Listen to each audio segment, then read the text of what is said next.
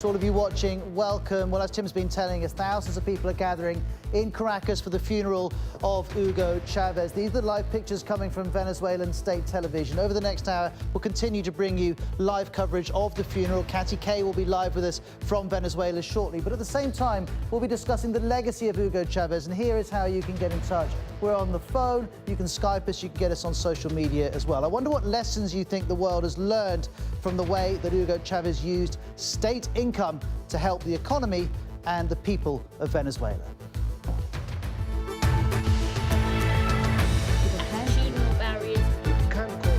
Talking about it. Top priority. My experience. People are going to want to know. Let's just say something. So just behind me, you can see the live pictures that we're getting as this lengthy funeral and the various elements of it go through the different stages in Caracas. We'll first and foremost continue to bring you live coverage of that here on BBC World News. But at the same time as we do that, we'll be working in all of your comments. Facebook.com/worldhaveyourSay is the address for Facebook. The hashtag is WHYS. And all of those comments that you put on social media come straight to me here, and I'll do my best to work all of them into the discussion. We're really looking at the legacy of Mr. Chavez. What did we learn about what a state should and shouldn't do to help its economy and also its people? Let me introduce you to three of our guests. We have Professor Jennifer McCoy, Director of the Americas Program at the Carter Center in Atlanta. Daniel Duquesnel is a blogger with Venezuelan News and Views, and he's live with us from San Felipe in Venezuela. And in London, we have Franco Spinozim, a Venezuelan who lives in London. All three of you, thank you for joining us. And Professor McCoy, if I could start with you. If we look into the future, 10, 20 years down the line, what do you think we will have learned from Hugo Chavez? Well, I think the first thing to take into account is that Venezuela is special, somewhat unique in the resources that it does have to distribute to the people in the way that Hugo Chavez did. So it is not that others will be able to follow easily. By distributing the resources and focusing on classes and the poor who had felt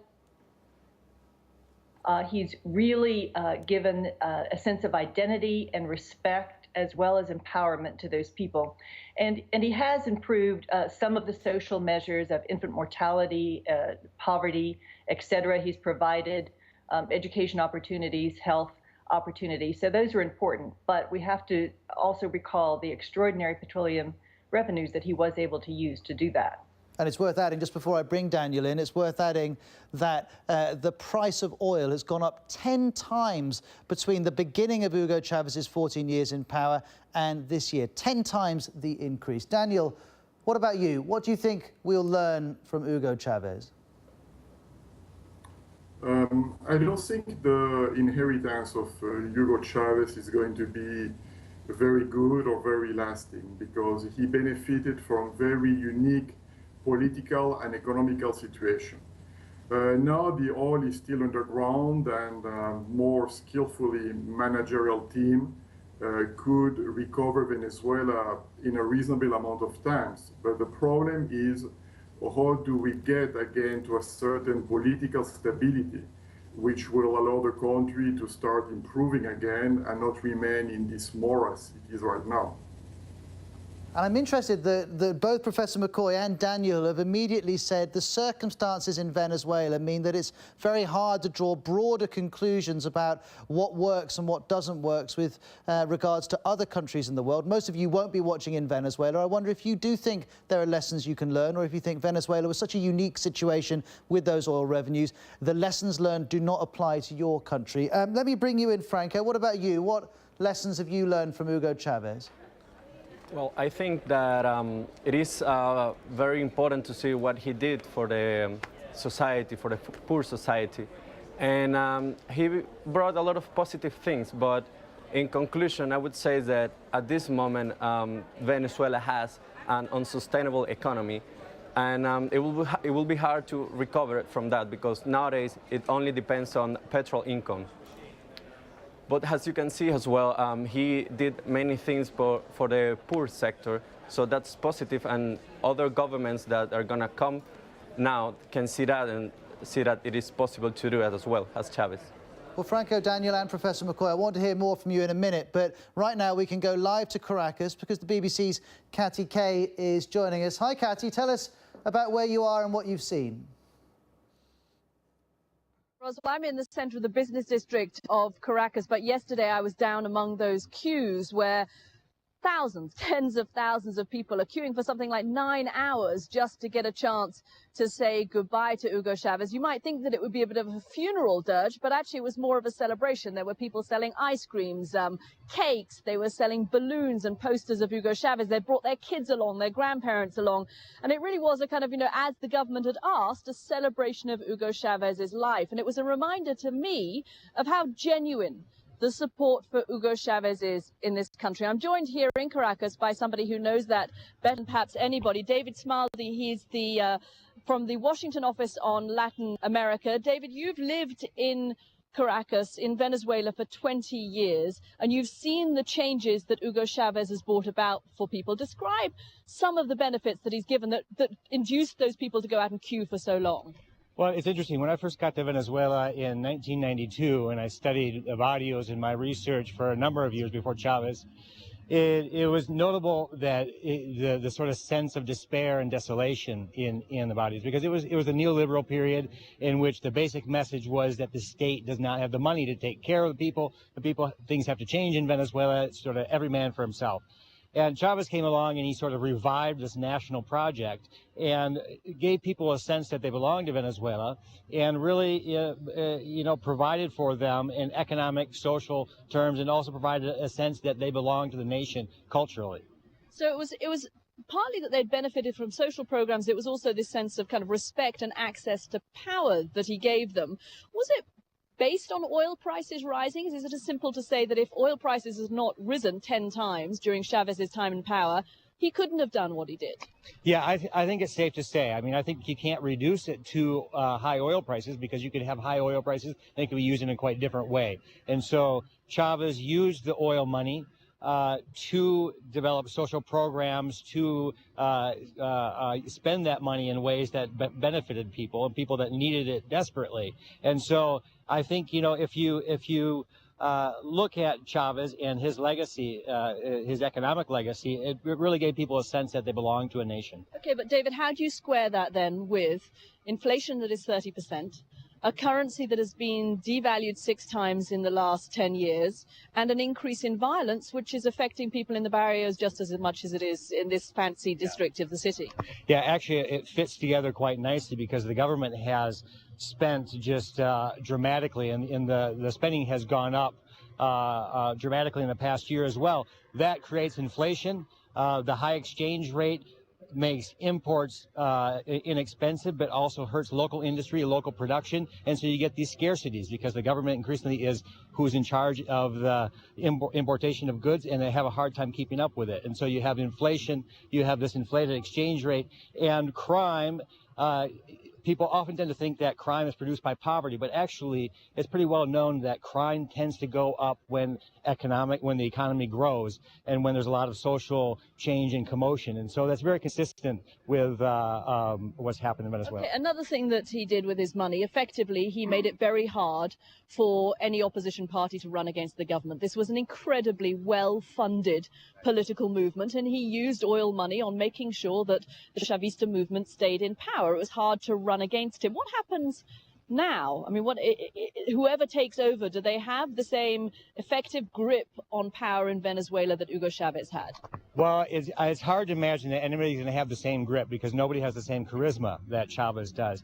And so basically what we're seeing is, the Maduro-led government is doing everything possible to sort of make the charisma of Chavez transportable, and to help them in their power, because otherwise it's just going to be really difficult to keep it together. Okay, David Smaldi of the Washington office on Latin America, thank you very much for joining me here in Caracas. We have a host of dignitaries arriving. We can see, I think, the pictures now, Roz, I hope, of Ahmadinejad, President Ahmadinejad of Iran, who has flown in to Caracas to attend this state funeral of Hugo Chavez. The local papers here are full of the news that 55 different countries will be represented at this funeral. Some 33 heads of state are expected here in Venezuela as well for this state funeral. It's really kind of why we assume they've gone ahead with these slightly chaotic plans for the day. We really can't give you much more of a schedule. I do understand that the National Symphony Orchestra is going to be playing at some point during this state funeral. Who else is going to be speaking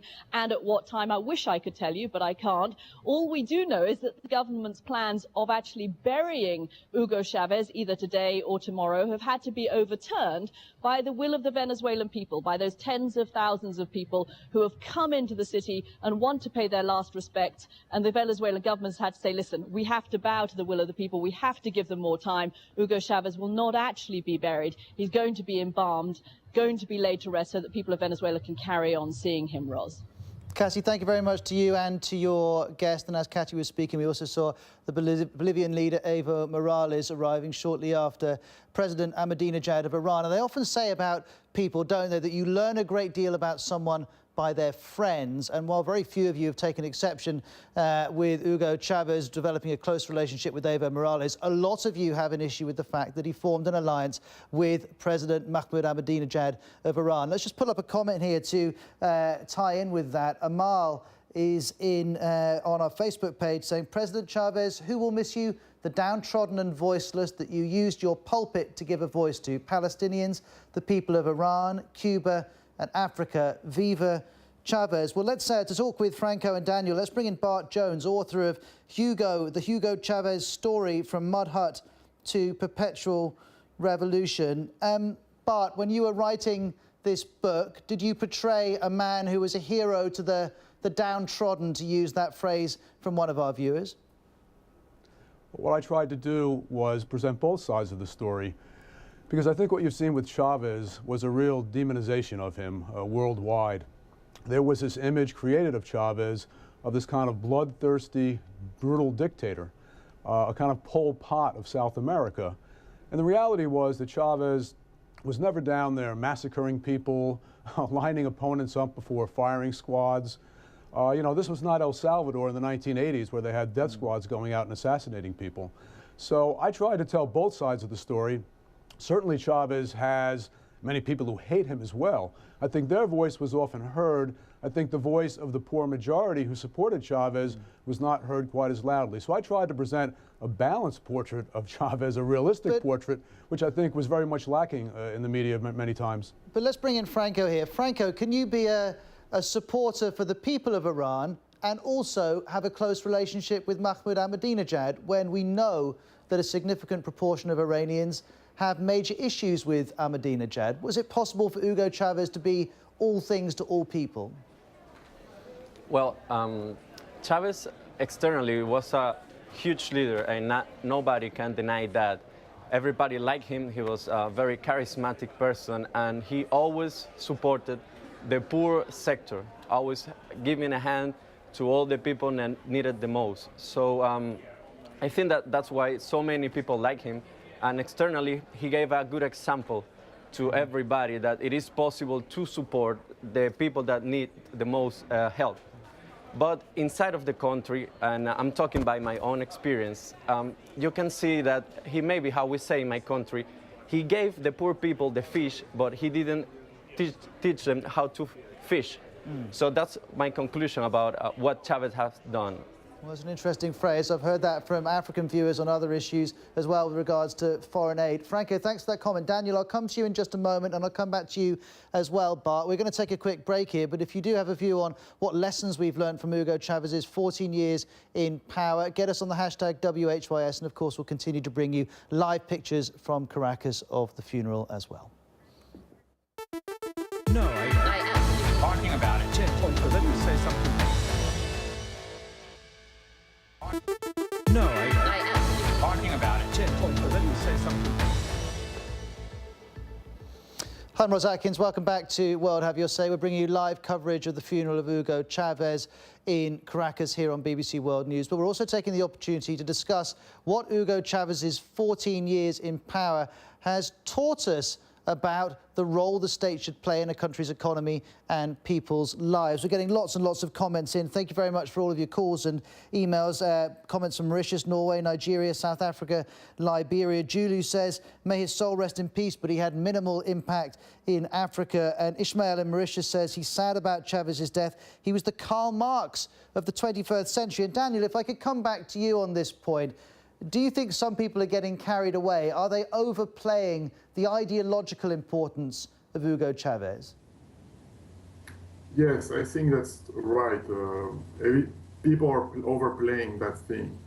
You have to realize that Chavez was Chavista first and only. All his political action was also oriented towards magnifying his role. He wanted to be a world leader. And he spent a lot of Venezuelan money to try to be a world leader. That was his main objective. And also his other at-home objective was to remain in power forever and over. Mm-hmm. So there is no ideology behind that. It's just a naked ambition. So Bart, was Mr. Chavez's priority himself beyond Venezuelans? Well, I think that it's pretty clear Chavez's mission was redistributing Venezuela's oil wealth to the poor majority. Really for the first time in the country's history. You have to remember, this is a country which is extremely rich in oil, and yet for decades that oil was controlled by a tiny elite, which Chavez supporters would say was a corrupt kind of oligarchy. Chavez is the first poor people's president of Venezuela. The poor essentially rose up, took power, and he tried to channel that money to them for the first time. So, look, Chavez was no saint, and his government, like any government, had its flaws. The crime problem that was pointed out earlier, the corruption, but he also did many positive things which I think have been often overlooked. Bart, thank you very much indeed. I can see more comments coming in from Sudan, Spain and Saudi Arabia. Also, JB in Trinidad's just got in touch on Facebook. JB, thanks for watching. He says he was a passionate and charismatic leader, 100 times better than Mr. Obama. And it's interesting that you're getting in touch from Trinidad, so close to Venezuela, and yet the influence the two countries have on each other is surprisingly little when you consider how close they are. I wonder those of you in Trinidad have been influenced one way or the other since Mr. Chavez has been in power. And Franco, perhaps I could come back to you. That viewer is comparing Mr. Chavez with President Obama. Was he right to set himself up as the alternative to America? Well, I think that that's one of the things that why people like him so much is because he stand out in front of the United States and his ideas was pretty much against capitalism. So I think that many people agree with him with those ideas. And he sort of set or established an alternative for that capitalism that is in the United States. And I think that's why so many people appreciate that. And as you can see, Chavez has many friends, but there are also some people that don't like him very much. And I think that that's because he's very on one side, and that could be called against the capitalism. And that brought an alternative for all South American and also people all over the world. And as you're talking, I can see that Gabriela is just joining us live on Skype. Gabriela, tell us about yourself and where you are. Well, I'm in Merida, Venezuela. It's just a city in the western part of the country. And how are people where you live marking Mr. Chavez's death? Well, here everything is quite normal, or if not completely normal, rather quiet. People are in the streets, shops are closed, but there's traffic. Everything is like a Sunday. Well, yeah, I would say so. And people are not sad. Here, people are more relieved. Yes. And tell us why they're relieved. Well, my acquaintances and friends, we are just fed up with Chavez, to be honest. And his image, this personal cult, all these things bothered us a lot. And we are relieved that the announcement of his passing has finally has been announced. We are relieved that something has finally happened. We were living in this uncertainty, so we are relieved in this sense. Well, Gabriela, we appreciate you joining us. And I'm just looking at a message here from Joanna in Spain who called up to say Chavez's policies polarized the country. And certainly I think people on both sides of the political divide would accept that that is true. Gabriela's just told us in her part of Venezuela, people are not unduly upset. Let's go back to Caracas, where Katy Kay has been telling us many people have been very moved by the death of Hugo Chavez. Katy. Ros, it's really interesting that you bring up this point of polarization and speaking to people with such different views, because it's very true that there are tens of thousands of Venezuelans in the capital today who are queuing for hours in order to see Hugo Chavez's body. But there is also a very strong, vibrant opposition who feel that Hugo Chavez has not been the right leader for this country, that he has damaged the country's economic fortunes, and that he's been infringing democratic rights of those who oppose him. I'm joined now by Sonia Guanipa Rodriguez. She's a lawyer here in the capital, Caracas, and also an activist. Sonia, what do you think were the problems for human rights in Venezuela under Hugo Chavez? Well, during Hugo Chavez's government, there is no respect for human rights, any kind of human rights. You can see in all the jails, the way the prisoners, the way the inmates live, are in worse situation. And also the political prisoners. We have a judge who is in jail just because she doesn't say the things that Chavez wanted to hear. But Sonia, there is an active opposition here, which has run in political campaigns, which is able to be an opposition party in Venezuela. Yes, there is. But there are a lot of people that are not agree with them, with the leaders, because they have assumed attitude, how could I say, not at the right position or to criticize the regime. What are the kinds of things that will get a Venezuelan into a political prison? What kinds of things can people say that would have the government put them in prison under Hugo Chavez? What is it that makes a political prisoner? Why are people put into prison for their political views? To disagree with the political of Hugo Chavez. And there are a lot of them, they have no right to health. A lot of them are sick of cancer and almost dying for that. And they have no right to see a doctor, to go to a hospital to be seen by the doctor they wanted to be seen. Do you think the human rights will improve now that Hugo Chavez is gone? No, it's going to get worse. We have Castro. We have the Castro influence here in Venezuela. So it'll be like Cuba. Sonia Guanipa Rodriguez, thank you very much for joining me here. So you can see, Ros, that there are people here who love Hugo Chavez, but equally those who say that the situation in Venezuela has got worse, not just economically, but has got more politically repressive as well. Katy, for the moment, thank you very much indeed. I'm hoping we'll speak to you a little bit later on World Have Your Say. Katy was live with us from Caracas. If you've got a view on the legacy of Hugo Chavez, you can get us at facebook.com/World Have Your Say. If you prefer to tweet us, WHYS, and all of those comments come straight to me, so I'll work in as many of your points as I can. Now, let me just show you the live pictures that we're getting. A very long red carpet. Many heads of state are in Venezuela for the funeral of Hugo Chavez. We'll be back in a couple of minutes' time. Let me say something.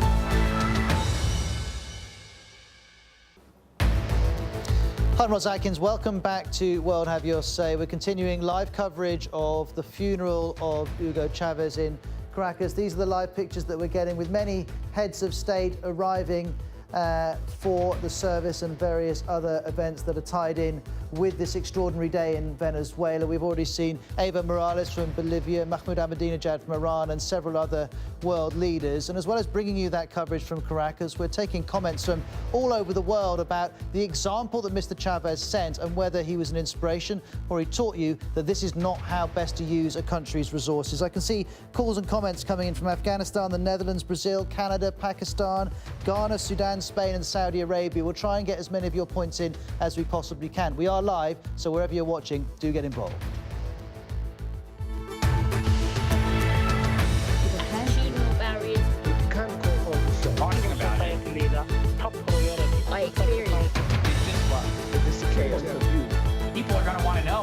say something.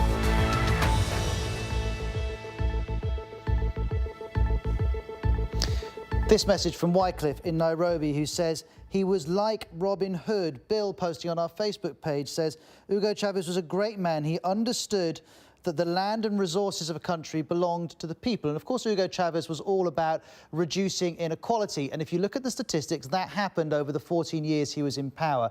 But it also happened in many other Latin American countries. And you've also got to factor in Venezuela has 20% inflation, and its economy has not been performing as well as some of the other big Latin American countries. And when you factor in the surge in oil prices, up 10 times since Hugo Chavez took power, some say he didn't reduce inequality enough. He didn't deliver economic growth to the extent that he ought to have done. That's the argument that we're getting into. Are there general lessons we can learn? Some of you are saying there's a universal lesson in what he did. Others saying nonsense. He didn't do it well, and Venezuela is a particular situation. Still with us is Gabriela, live from Venezuela. We have Daniel Ducunal, a blogger with Venezuela News and Views. He's in San Felipe, and back with us from the Carter Center in Atlanta is Professor Jennifer McCoy. I mean, Professor McCoy, at its simplest, is that what he did? Was he a Robin Hood, simply taking money from the richest in Venezuela and giving it to the poorest? Or was it more complicated than that?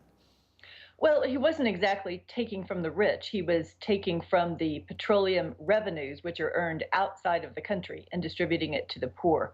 But I think there's two things to learn from this for other countries. And within the opposition, even though we've heard many viewpoints very against what he has done, I think there's a learning that it is important to include the poor, and that, you know, the opposition candidate last fall promised to continue those social welfare programs.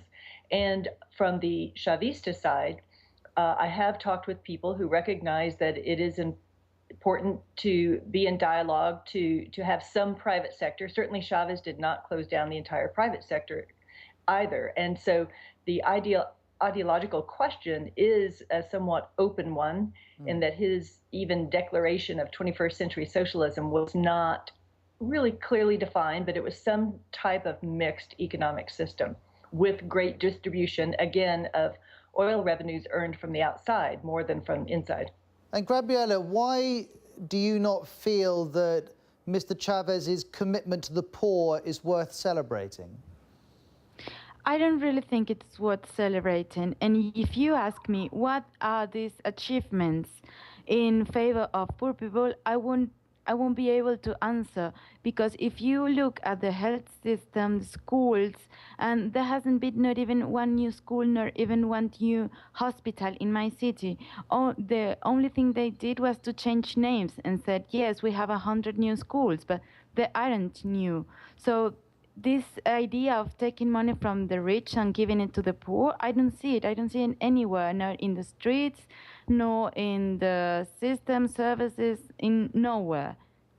Gabriela, thank you very much indeed. You're in Venezuela, so is Alejandro, who has commented by email from Puerto Ordaz in Venezuela. Let's just pull this up. He says, Chavez forcefully took over all broadcasting networks in Venezuela and took complete control of how he was portrayed.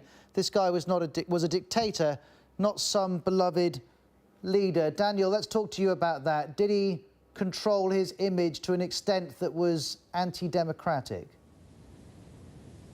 Definitely so. There is about maybe 30% of Venezuelan people that through the airwaves can only get the official message. And for the rest of the country, people that can get an actual contrary message to the policies of Chavez through open-air broadcasts do not sum much more than 30–40% of the people. So in other words, it is very difficult today to get a complete view of the situation in Venezuela. Many people, especially those that could not afford cable TV, are left with only the official message unless they go out of their way to try to find different type of information. So on that respect, definitely Chavez has established a control of the information that reaches the people that does not belong to a democratic country. Professor McCoy, as an outsider looking in, has it got harder for you to get clear, quality information out of Venezuela? Well, there is still, but it is accurate that the state-run media has grown over the last 10 years. It used to be almost completely privately dominated. Within newspapers, there's quite a bit of diversity. And they are easy to access from outside, so I can get different points of view, particularly from newspapers online, as well as from the television stations that are online. But I agree that within Venezuela, you get very different views of the country when you watch the different television stations.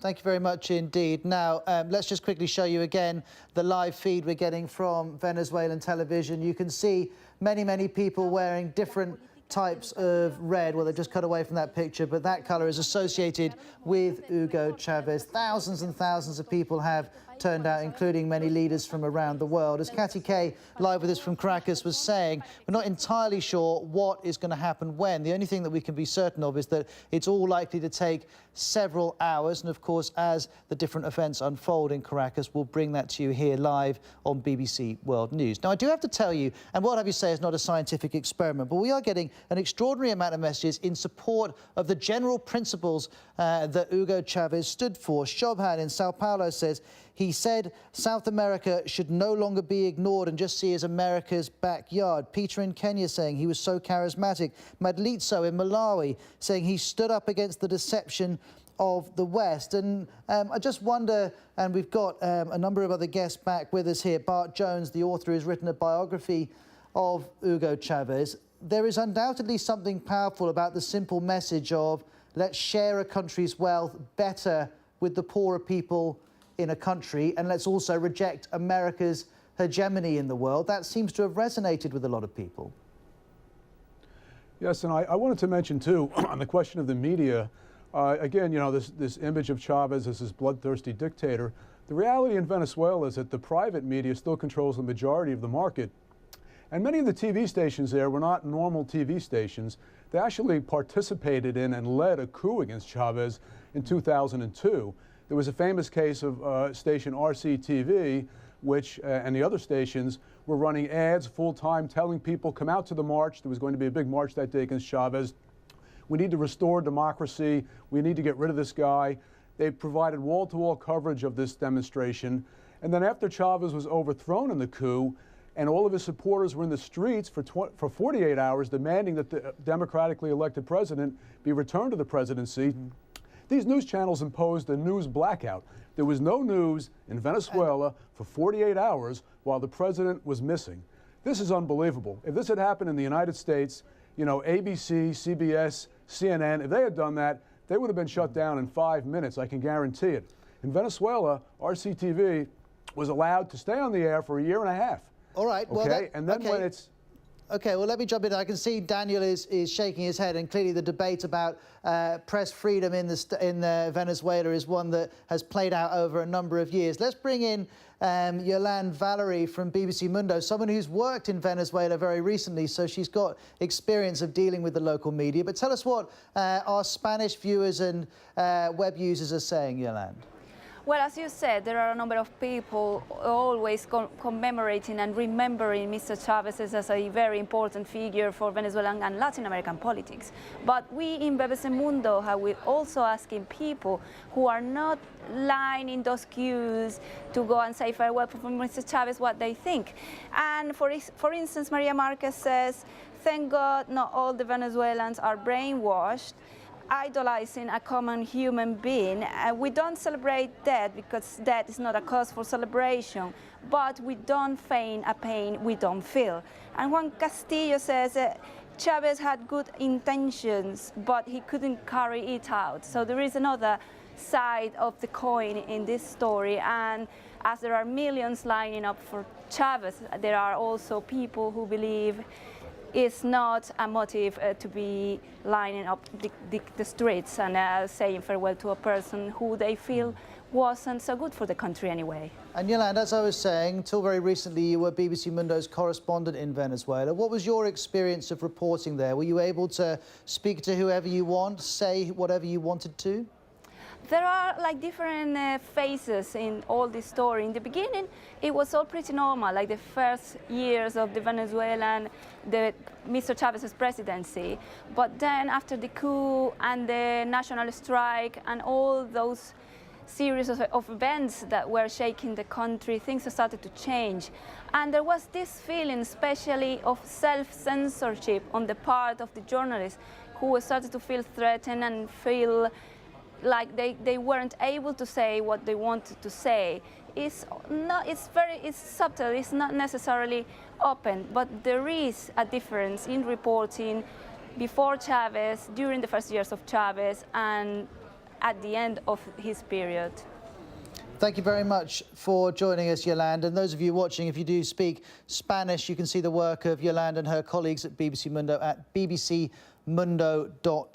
I can see that Matar in Sweden's just called up to say Chavez did more for his people than any US or European leaders. He stood up for the poor and challenged other leaders. But I suppose the question is, he certainly did push more money towards services for the poorer people in society. But bearing in mind the oil wealth available to Venezuela, ought to have grown that Venezuelan economy more, which wouldn't have just benefited the poor in that country, but everyone. Here's another comment we wanted to share with you. Michael Moynihan, writing an article for the Daily Beast, dailybeast.com, an online magazine. Chavez borrowed the slogan, "Fatherland, socialism, or death." The fatherland is a shambles, Bolivarian socialism has failed, and Comandante Chavez is dead.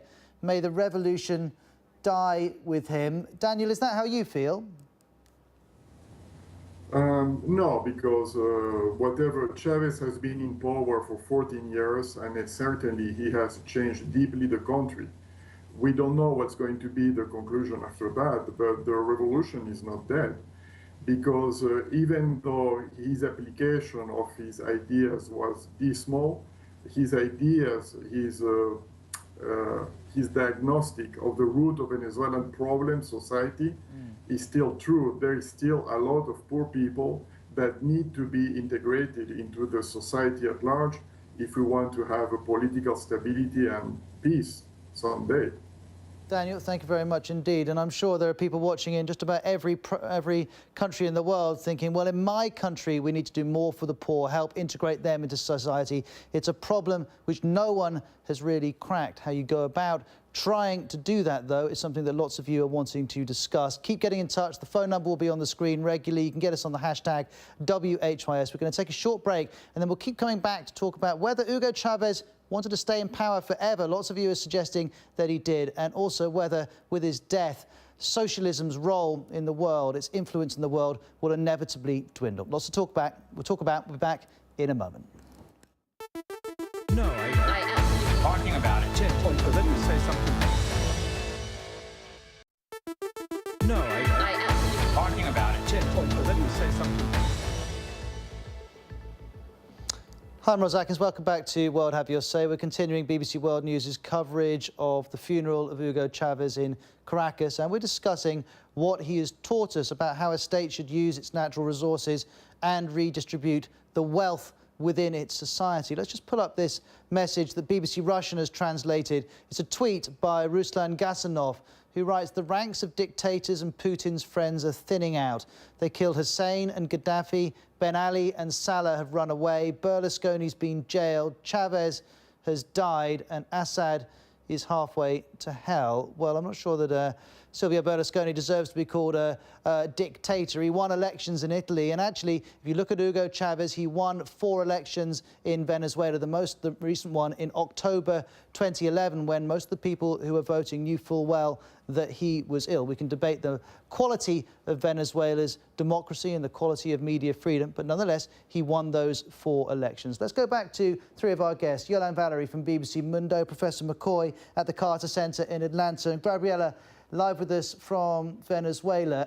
Gabriela, do you see a future for socialism, Hugo Chavez's version of socialism, in your country? No, I don't. I think the political identity he gave to poor people will endure, but this idea of socialism died with him. Professor McCoy? Because he... Gabriela, Yes. you go ahead, Gabriela, because I think there was a slight glitch on your line and you were midway through a point. Just finish it for us. Thank you. Yes, because I think he was the glue and the leader, and these regimes like socialism are almost entirely populism, and without a strong leader, they don't endure. Professor Yes. McCoy. Yes, I think that one of the constraints on his socialist economic policies was a lack of sufficient investment, particularly in infrastructure, to keep the country running and to keep production running in the oil sector as well, to strengthen oil production, and then the constraints on the private sector and their ability to get dollars to import the inputs that they needed to produce and to state sector.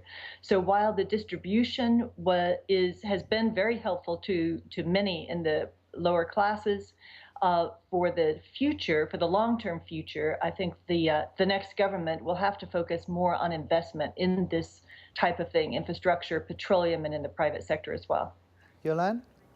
Yeah, I think as a journalist, you have to say that the country faces a number of problems, and it is a challenge for Mr. Chavez's successors to actually keep his ideas and his procedures alive. But the situation is, finances are not tip-top shape at the moment, and these projects and these plans, they do need the support of a lot of money, not only the emotion and the support of the people on the streets. So it's like, that is like the key question for Mr. Nicolás Maduro, should he win the election, if he will be able to keep the pieces together and to use the resources that are available to actually carry out this idea. But at the moment, there is no clear answer to that. And Gabriela, just before we end, when do you think your life in Venezuela, when life there may get back to normal? You were saying it's like a Sunday today. Yes, I would say so, yes. Do you think and to finish with, last word, I wouldn't say he was a good president. He was a bad president with good oil prices. That was everything. Well, Yolande, thank you very much. Gabrielle, thank you very much for your time. Professor McCoy, just in 30 seconds, Hugo Chavez put Venezuela on the map in a way that no previous leader had done. Do you think its importance globally will inevitably diminish now he's gone? It'll diminish in terms of the attention, the visibility that he brought, the rhetoric. In terms of its importance to its neighbors, it'll depend on the ability the country has to continue the kind of aid and discounted oil that it can give. Well, all three of you, thank you very much indeed. And as you can see behind me, the live feed continues to come in from Caracas. We'll continue to cover the funeral of Hugo Chavez here on BBC World News. For the moment, though, from all of us at World Have Your Say, goodbye. Let me say something.